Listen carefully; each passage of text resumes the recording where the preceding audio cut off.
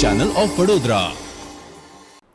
અલખના ઓટલાના આ વખતના મહેમાન હતા શ્રી રાજા રામજી કટારા, જેમણે પોતાની અદ્ભુત છટાથી સૌને મંત્રમુગ્ધ કરી દીધા હતા.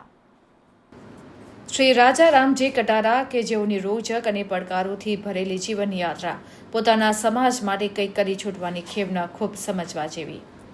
24 વર્ષની આ સંઘર્ષમય યાત્રા સ્વ સુખને બદલે સમાજ અને દેશને નવી દિશા આપવાની ધૈર્યપૂર્ણ અને સમજદારીપૂર્વકના પ્રયાસની કથા હતી.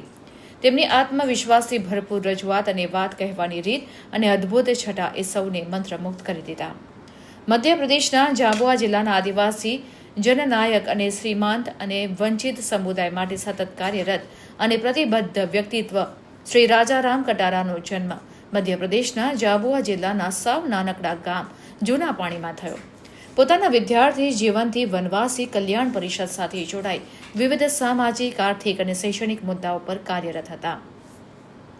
પોસ્ટ ગ્રેજ્યુએટ સુધી અભ્યાસ કર્યા બાદ આસાનીથી મળેલી સરકારી નોકરી છોડી 2008થી જાબુઆમાં કાર્યરત શિવગંગા સમગ્ર ગ્રામ વિકાસ પરિષદ સાથે જોડાઈ જાબુઆ અને અલીરાજપુર જિલ્લાઓના 1320 ગામોમાં સર્વાંગી ગ્રામ વિકાસ, જળ, જમીન, જંગલ, જાનવર અને જનના સંવર્ધન સાથે સમૃદ્ધિના કામમાં તમામ પ્રકલ્પોના કાર્યના સંચાલનની મુખ્ય જવાબદારીઓ, જેમાં ખાસ કરીને જળ અને વન સંવર્ધન, સામુદાયિક વનાધિકાર અને જૈવ વૈવિધ્ય, સજીવ ખેતી, સામાજિક ઉદ્યમિતા અને કૌશલ્ય વિકાસ, મહિલા સશક્તિકરણ અને પરંપરાગત ગ્રામ પ્રમુખ તડવીઓ સાથે પરંપરાઓના પુનર્જીવન અને સંરક્ષણ પણ કાર્યરત છે.